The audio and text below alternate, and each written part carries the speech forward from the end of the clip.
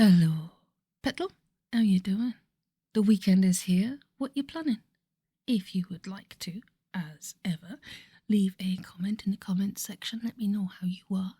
If you like, share, subscribe, hit that little notifications bell, give it a little bit of attention, and keep them hamsters and hopefully soon alpacas happy. And capybaras, because they're pretty chill and easygoing. We like capybaras because they've got their own little song. Wonder how many songs animals do have. I think there probably would be a song for every animal. Maybe not honey badgers, because I don't think they need it. They don't need an intro. If you can imagine WWE wrestling, which I despise with a passion, but anyway, if you can imagine that and all the animals that come like blaring in, I think honey badgers would just walk into pure silence and they'd be just like, yeah, right? You know, you'll know, you know. I love honey badgers. They're so cool. I like all badgers, really. Sea otters. Lots of animals. I don't know why I went off on that tangent there, but anyway, how are you doing? How are things? How's it going? Thank you very much for your lovely comments and your kindness regarding my atrocious Italian accents. Yes, that was a feat and a half, wasn't it? But we must keep practicing. Yes, we must. Had a lovely morning this morning. Chats and tea bags. Oh, can't go wrong, really, can you? The brew of choice at the moment is a lovely, spanking red hot cup of Yorkshire tea. Plus, on the side, we've got a nice ginger and lemon, which I really do like the combination of ginger and lemon. But there are lots of other teas that we've been looking into this morning. Oh, and oh my goodness gracious. It's put me on to the fact of I haven't had, as a segue, dandelion and burdock. You know, the fizzy stuff you had as a kid. I've not had that in years. And it's like we went on a whole reminiscent thing about the pot man and the badger and giving the glass bottles back and all that sort of thing. And back in the day, I really felt my age at that particular point. But I'm going to get some dandelion and burdock. It might be from the supermarket. It might not be might not be the same. Might be diet because, you know, waistline getting a bit chunky these days. But still, tangent. So yeah, how are you? Goodness gracious. Okie dokie. Should we do this thing? Chapter 9 of Paint Your Dragon by the erstwhile, the incredible, the illuminated Mr. Thomas of Holt. What the fuck do you mean? George screamed into the telephone. Not arrived? I mean, replied the rivals clerk at Hell Central, it hasn't arrived yet. If it had arrived, it would be on the manifest, and it isn't. Are you sure? It wasn't a stupendously good line. Think what it had to go through to get there, but George could still hear the long intake of breath, the sound of someone who spends her working life with a phone in her ear, suffering fools. Narrator's note, been there, done that, and in the industry that I used to work in for 13 years of hell every day, fools was the default setting for 99.9% of the people that did actually contact me for information, including those I worked with. Anyway, I digress. Back to the story. Sir, she said, if we'd just taken delivery of a dragon, I think we'd have noticed. They are rather distinctive. George used his left hand to push his lower jaw, which had dropped somewhat, back into position. Are you trying to tell me, he demanded, that the fucker's gone to the other place? I can check that for you if you'd like me to. What? Oh, yes please. Hold the line. Chardonnay, leaning over George's shoulder, mouthed the question, what's wrong? Some admin balls up, George replied, his hand over the mouthpiece. Nothing to worry about. Oh, hello. Well? Not there, sir. I'm sorry. George had gone ever such a funny colour. You can't have checked properly, you stupid cow. I'm not a cow, sir, replied the clerk icily. I am, in fact, half human, half goat, with the claws of an eagle and... All right. Thank you. George let the receiver click back onto its cradle. Narrator's note, I really miss the old analogue dial phones. I digress. A moment later, Father Kelly, who'd been listening in on the extension, stopwatch in hand, with a forlorn hope of claiming the cost of the call back on expenses, If Rome sold the Michelangelos and a couple of the Raphaels, it would sure make a hole in it. Did the same, and then sat for 30 seconds or so, still as a gatepost. He had just been listening to hell, and they sounded just like us. George, meanwhile, was making a frantic search of his mental card index to find some way of breaking the news. "Boys," he said, "it's like this." "Yeah," Prodsnap replied eagerly. "When do we go home?" Soon. "Great, how soon?" Just as soon. No tactful way to say this. As soon as we've killed that goddamn dragon. Let's just pause a while to nail a false, misleading, anti-feminist maxim. It is not true that hell hath no fury like a woman scorned. Scorned women are Mother Teresa on her birthday compared to demons duped, or thinking they've been duped. "Told you," Slitgrin crowed triumphantly. "Told you no evil had come of cooperating with the enemy. Crafty little angel got us to do his dirty work for him, and then goes and welches on us. Typical." "Now, hang on a minute," Chardonnay started to say, leaning forward and giving George a stern look, but he never got the chance to finish his sentence, because a split second later, Snorkfrod whizzed past him, making a direct course for George's throat. Fortunately for George, she slipped on an empty Guinness bottle and ended up sitting in the coal scuttle, making the most ferocious noises. For his part, George took advantage of the brief lull to get a good solid utility Chesterfield between himself and the silence of hell. "All right," he said, as soothingly as he could. "Just calm down a second while I explain." Snorkfrod, having extracted herself from the scuttle, tensed for another spring, but Chardonnay's gesture restrained her. She remained crouched and ready to go, growling ominously. "We'd better hear what he's got to say," Chardonnay advised. "There may be a perfectly reasonable explanation." George nodded like a frightened metronome.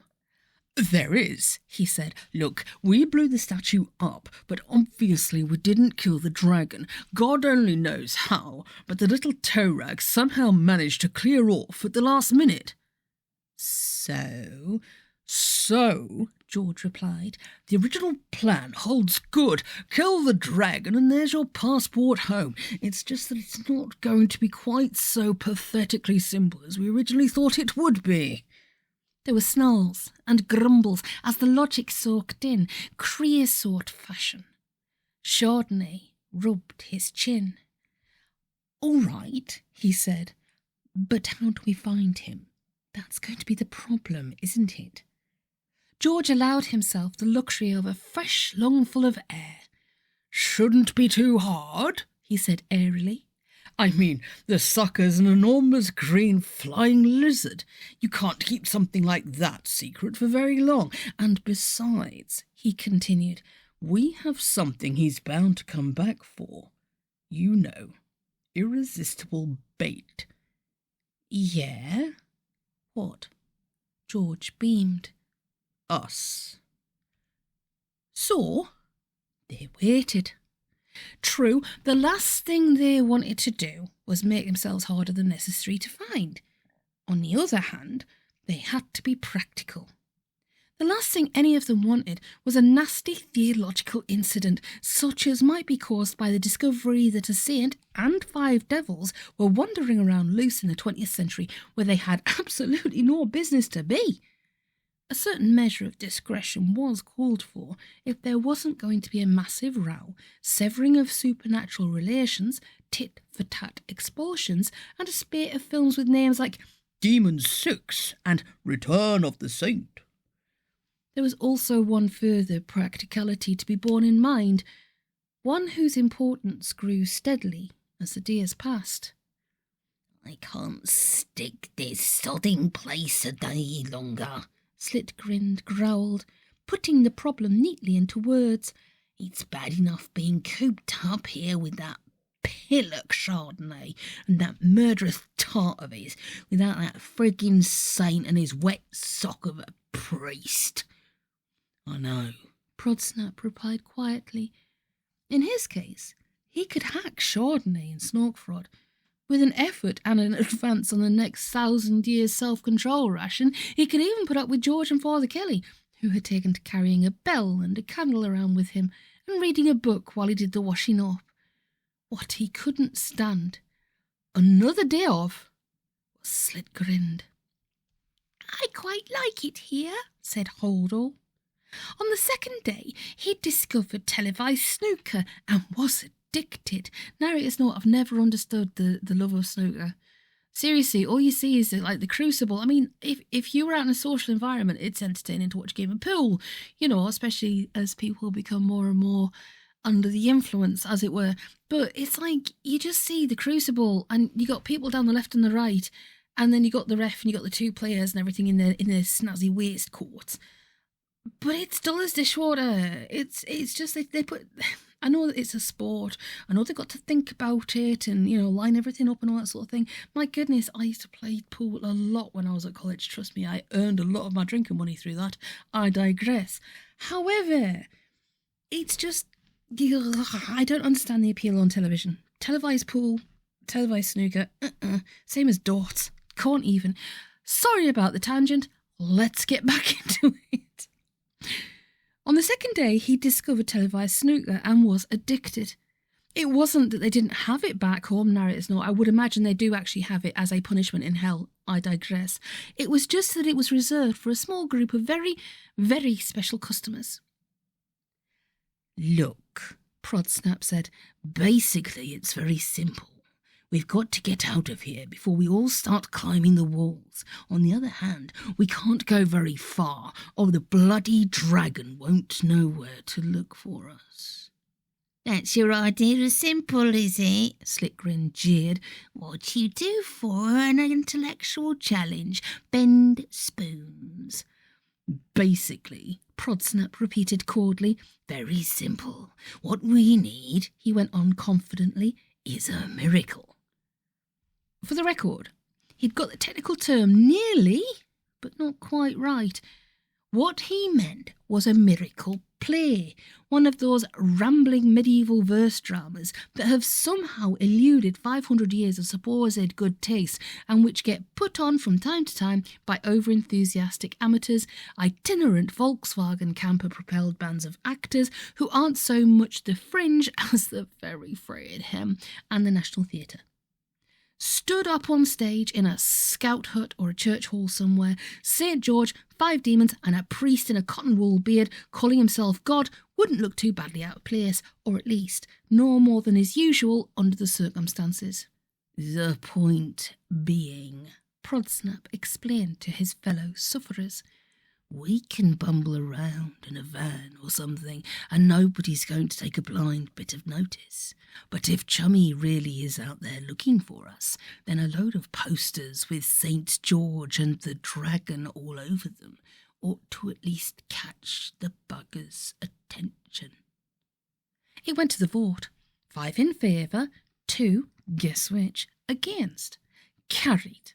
That, Chardonnay explained naively, was democracy in action. He was puzzled slightly by the response he got to that, each side claiming that they knew all about democracy and that it was a dirty trick developed by the opposition which they had taken over and skillfully converted to peaceful beneficial uses. In any event, the ultimate consensus ran. We've made a decision now, let's do something. That, however, is as far as the consensus went.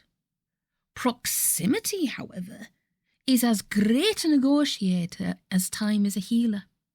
48 hours of each other's company in a relatively small house managed to achieve what 1,000 diplomats, with translators, fax machines and a warehouse full of heat-and-serve embassy function canapes would have taken 6 months to obfuscate. Father Kelly got a book of miracle players out of the library and spent a busy afternoon in the diocesan office playing with the photocopier while the girls' backs were turned. George hotwired an old Bedford van. The show hit the road. Who Are you? David repeated. Being number 1 on the Italian police's most wanted list wasn't as much hassle as it sounds if they're looking for a 12-foot-high nude statue and you're actually 6'1" and wearing jeans, a standard tourist-issue AirTech shirt and trainers. To be on the safe side, however, David was also wearing sunglasses, and it had cost his companion dearly in both time and eloquence to dissuade him from buying a false beard. Me, I hope that's not important. Context, not to mention the manner in which the words were spoken, belied this remark to such an extent that David risked raising his voice. He'd been talking in what he fondly believed was a conspiratorial whisper ever since they'd broken out of the museum, and kindly old ladies kept offering him cough sweets as he insisted on a straight answer. His companion shrugged. My name? My name's Kurt, he said. I used to be a soldier of fortune. What's that word you guys got? Condottiere. That was me. Used to be? Was? Yeah. Kurt nodded. I'm dead. Or I was. Jeez, this is confusing. Okay, I used to be alive, then I was dead for a while, only not properly dead. There were reasons at the time. David wrinkled his classically perfect brow. You didn't die thoroughly enough, he hazarded. Skimped on the actual expiry. Something like that. A steam engine dropped on me, but he added, fending off any request for amplification with an eloquent waft of a finger. Doesn't really matter. Before I died, or did whatever I did, I used to be a bounty hunter and a mercenary, he added with pride, and a contract killer, and all that sort of stuff, man. I was the best. He frowned. Maybe I still am. I don't know. I mean, am I still me? Bearing in mind that this isn't actually my body. In fact, I don't have a clue whose body this is. He cranked the frown over into a scowl and finished his coffee. The hell with it, anyway. The relevant parts are, I used to be a condottiere, then I was dead, then I think I was some kind of statue for a short while, and now I'm He glanced down at his arms, his expression implying that they weren't quite a good fit. Whoever the hell this is. He glowered accusingly at David. Man, this is your fault. You started this crazy subject. I'm sorry. Kurt waved his apology aside. No worries, he said, and considered for a moment. I think what happened to me was, in actual fact, Kurt's version was so completely wide of the mark as to be at right angles to it, and will therefore be suppressed in the interests of clarity.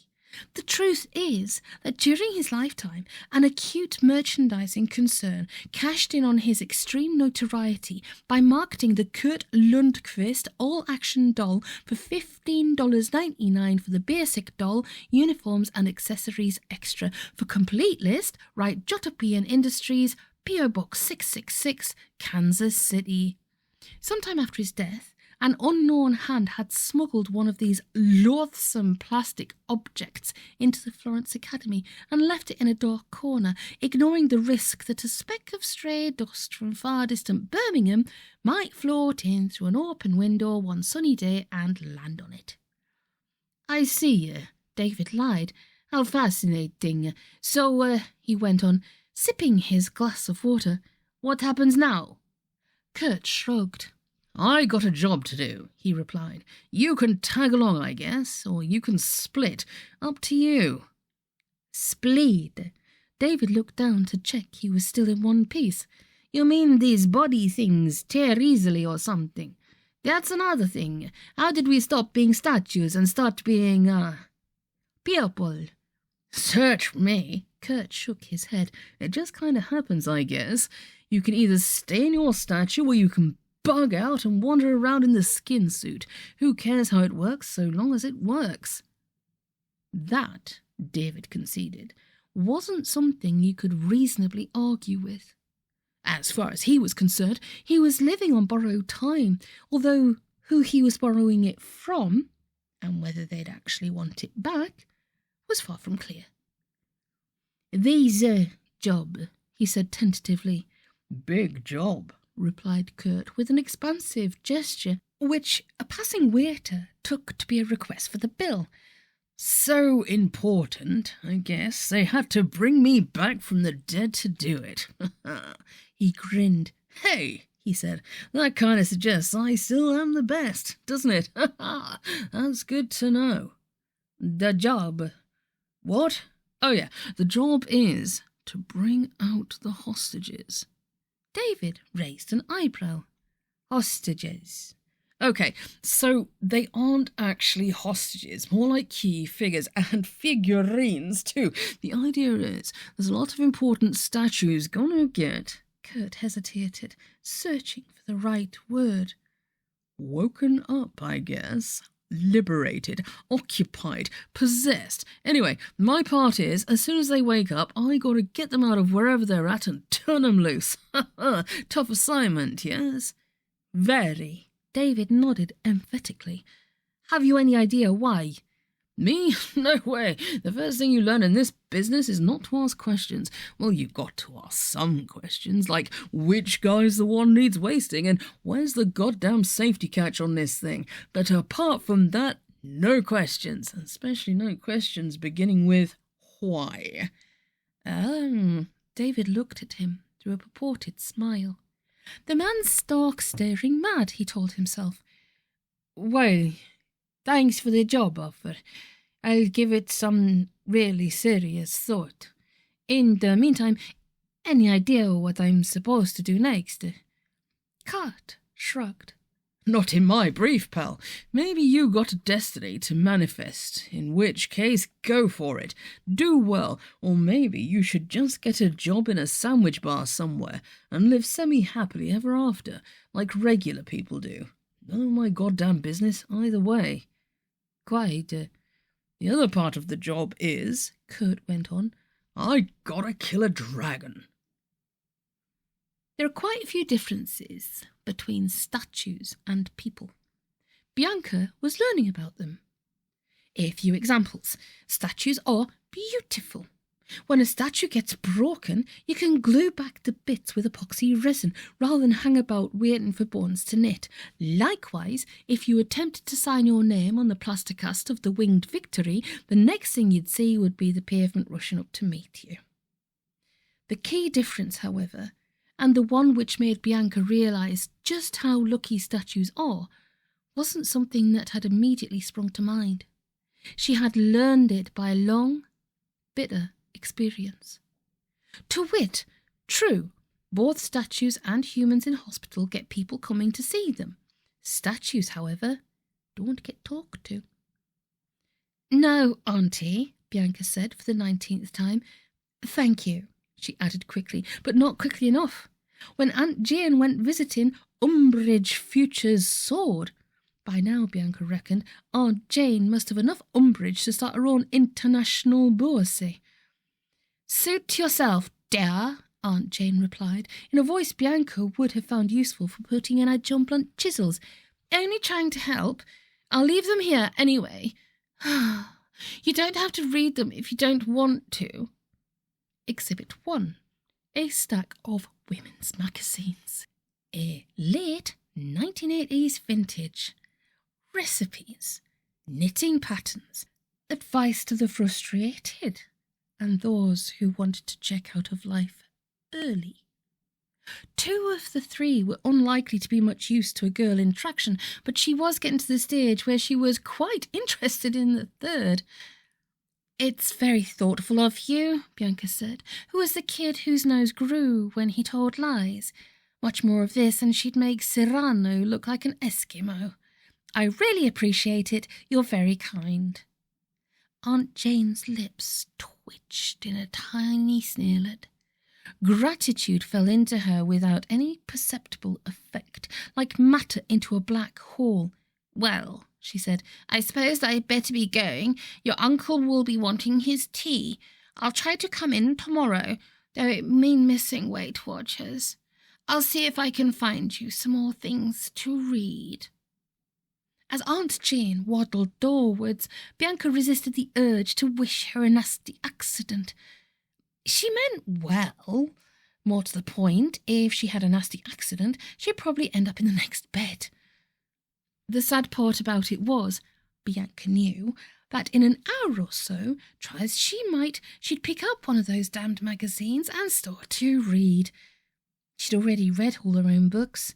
Ever since school, she'd been one of those people who zooms through printed pages like motorbikes through traffic, and there was nothing, absolutely nothing else to do. If the loathsome things weren't there, of course, she couldn't read them. But since they were, she could. And, ineluctably as death, she would. This time, she lasted 47 minutes and was just congratulating herself on consummate willpower when she realised that her usable hand had slithered treacherously and nipped a glossy from the pile. Ah, well, she assured her soul, I tried. She brought the thing up on top of the sheet and opened it. Thinking it through afterwards, she worked out how it must have happened. Aunt Jane obtained her supplies of obsolescent opium of the female masses from the waiting room of the doctor's surgery, where she worked as a receptionist, exceptionally effective in reducing waiting times. You had to be practically dying to want to make an appointment through her. From time to time, waiting rooms and other similarly depressing public places get leafleted by the keen and eager, bring and buys, craft fairs, save our derelict and unwanted civic amenities, and, of course, the amateur dramatics fiends. Easy enough to scoop up a few stray flyers along with the pulp. The playbill in front of her read as follows. For 3 nights only, H&H Thespians present St. George and the Dragon. Original cast, July 17th, 18th and 19th. Sadley Grange Civic Centre. Tickets £2 at the door. Reaction 1. Now there's a coincidence. Reaction 2. Coincidence my foot. Reaction 3, which is in plaster. Damn. Original cast. Surely not. One key player she knew was unavailable due to indisposition caused by having been blasted to smithereens. Unless... Hey! Calm down, Bianca. Think it through. Just suppose for one moment that blowing up the statue hadn't actually killed the dragon. Now, then, whoever wanted him dead, answers on a postcard, please, presumably would want to try again. First, however, catch your dragon. With his marble overcoat reduced to fine dust, the dragon would be walking the streets in human mufti, impossible to recognise, hence the need for beard and heavy-duty, industrial-grade hints. Bianca sneezed. Dust from the pile of magazines. Why do I get the feeling, she asked herself, that I'm witnessing the early stages of a major war? The irony of the situation made her wince, as if someone had just put a goldfish down her neck. All around her, the forces of weirdness were tooling up for a major confrontation. Somehow, she knew, she might be able to prevent it, except that she was stuck here, as immobilised in her plasterwork as the dragon and the rogue saint had been in the stone bodies she'd made for them. Quite what the significance of that was, she didn't pretend to understand, but she knew significance when she saw it. She knew it even better when it was forced down her throat with a hydraulic ram. Great, she muttered aloud. Just when I needed, I have to go and get plastered. Narrator's note. Nah. I digress. Sorry, she looked up, but it was only Mike, squeezing in for the last 5 minutes of visiting time with his no longer quite so funny comedy props, grapes, lemon barley water, more bloody magazines. Just muttering, she said. Mike, find out how much longer I'm going to be stuck inside all this masonry. There's all sorts of things I ought to be doing. Mike shrugged. Anything I can help with? He asked. No. On the one hand, if mankind was a stockroom, you'd find Mike on the shelf marked amiable idiots. On the other hand, yes, she said. Hands up, who hasn't read Paint Your Dragon? and yet guessed that the little piece of dust was Kurt Lundqvist. I always thought it was quite a nifty little addition in there, just a nice sneaky little, because I love how Tom Holt weaves all of the books together with little cameos here and there and little additions. It's just, I think that's why he has such a strong following. He's such a genius. Absolutely adore his soul. He's an absolute legend. So, my lovely beans, we have got chapter 10 coming up next. I have got a busy couple of days, so I will do my very, very best to do another recording on Monday, but it might have to be Tuesday. Just a heads up there. But as usual, I'll do the whole sort of like, here's a premiere, yay, sort of thing. Oh my goodness, I sounded like a Muppet. I digress. Please let me know how you're doing. I hope you're doing okay and you're ready for autumn. In your area, is it actually autumny autumn, or is it springy spring, or is it summery summery, or what is the weather like in your area? Is it nice? Is it shorts and flip flops, or is it snuggly wuggly, like just woolies and onesies and stuff? I've never worn a onesie in my life. I've got that sort of figure that just onesies are just not made for somebody like me. Not at all. Same as dungarees. Just no. We have had conversations with the likelihood of me wearing dungarees out of choice, and it didn't go well. Dungarees are awesome, they just don't look right on me. But then again, I don't wear denim full stop. I'm not really a fan of denim. It doesn't feel right. And I don't know why I've gone off on this tangent. I've got no clue, but I am actually really snuggly at the moment with a nice lovely wrap, and it's just nice. Like my gym jams and a wrap, and I'm nice and snuggly and warm because it's getting a bit chilly outside. And yes, new phone day today. Woo! Free upgrades. Yay! I'm sorry about the tangent. I do apologise. But let me know how you're doing. If you can, hit that like button if you enjoyed this rendering of Chapter 9 of Paint Your Dragon by Mr. Tom Holt. That would be amazing. If you want to share and subscribe, that's awesome. I appreciate that very much. It all helps the channel in the end. And if you want to hit the notifications bell so you get notified of when I'm kind of blethering on, that would be incredible. But most of all, have a nice cup of tea, cup of coffee, cup of cocoa, even a nice fizzy drink if you fancy one. I really fancy some dandelion and burdock. That thought still hasn't left me, you know. And take it easy, get lots of good rest, and yeah, look after yourselves. I'll see you soon.